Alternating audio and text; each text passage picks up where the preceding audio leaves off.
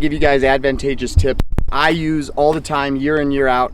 I've been bow hunting for 20 plus years, and these are things that have really proved valuable for me.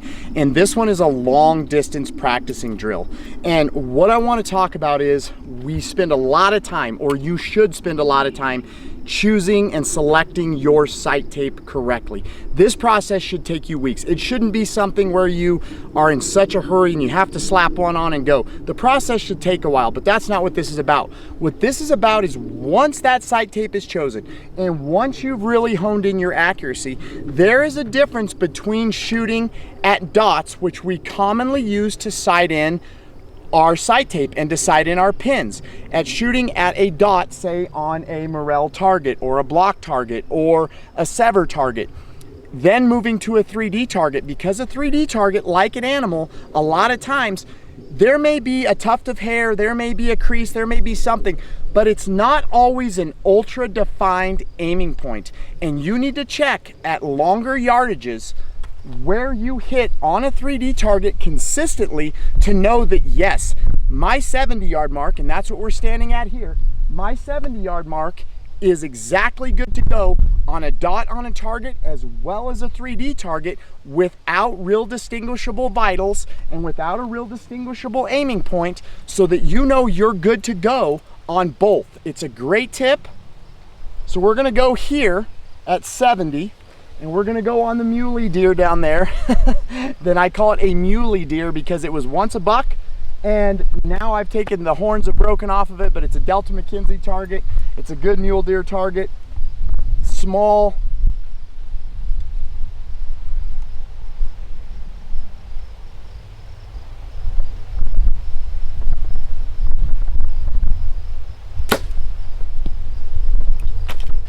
So that one on this particular target, it's a little lower than I'd like, but it's also in the heart. I want to get more confirmation as I do this. So I'm going to shoot every distance multiple times to know that that was a killing shot.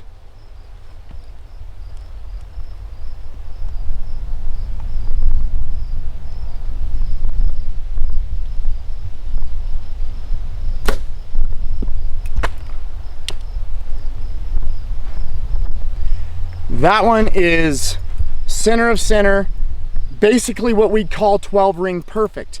And what this does is it gives me a ton of confidence, because here's why I was talking about why it's so important, because that first arrow was a little bit low, 70 yards. But again, why was it low? Could have been something with me, but it could also have been the fact that I'm not able to let this pin float around an exact aiming point. There's no green dot, there's no anything like that down there. It's just a gray face, and we have got to learn what it feels like and what it looks like through our sight picture to focus on those objects that don't necessarily, especially at distance, have a defined aiming point. It's going to make you a lot better archer. It's going to make you a lot better bow hunter.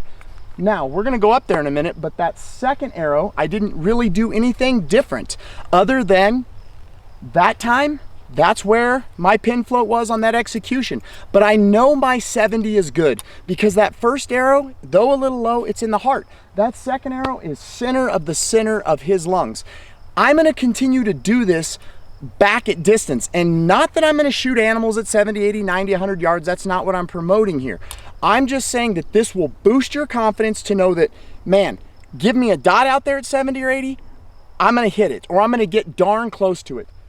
Give me a 3D target with not a lot of reference as to where to hold precisely, and I'm gonna drill it. That really is gonna help hone your practice. This is something that I spend a lot of time doing, and bow hunting is a game of inches, and you wanna cross all your I's and dot all your T's. So what I'm trying to get across, my main point is that at 70 yards, okay, I came up here and I put this sticker on here just now, but at 70 yards, when I'm sighting in my sight pins, and choosing my tape, right? Most of the time I'm shooting at an aim small, miss small type dot. And this dot is exactness. This gives us a point of reference for aiming where we can be absolutely exact. Why it's critical to move then to a 3D target, especially at distance, because when you're really, really close, you might be able to see a scoring ring. That's why I like this Delta McKenzie mule deer. I call it the muley because, well, of course it's a muley, but look, no horns, no nothing. It's just the name I gave it. But it's just because of the abuse I put it through too. But here's the deal. You can see here, other than this little circle down here, which is really kind of out of place, there's nothing. And I want to know what it looks like at 70 yards to be able to smash this dot, but then be able to move to a surface that is going to resemble much like I'll have with an animal, and be able to put arrows into a kill zone. This is heart, this is double lung. That gives me maximum confidence. So again, these are just tips. So, you know, it's one of those things, take it or leave it, but it will make you better. Now we're back at 80 yards. And again, I know that I can take, you know, a group of arrows and hit a defined aiming point or around a defined aiming point, a pretty small one even, at 80 yards. But can I then confirm that I can move to a less defined aiming point, like an animal's side, like the hide, like that target is simulating, and drop one in from distance?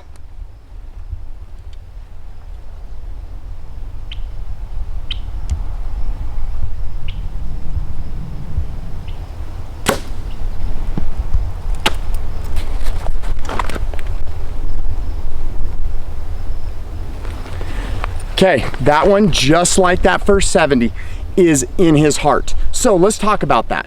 Does that mean that, oh, my 80, I gotta peel my tape off, I'm low? No, it just means that when my hinge broke, that's where my pin float was at. Is it still a dead deer? Absolutely.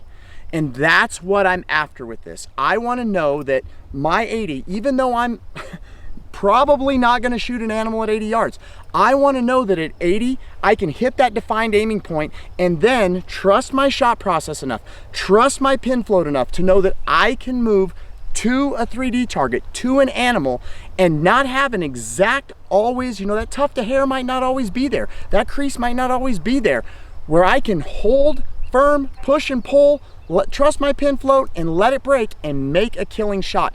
It's those little things that you can do that are gonna make you a lot better bow hunter, a lot better archer, and it's a lot of fun.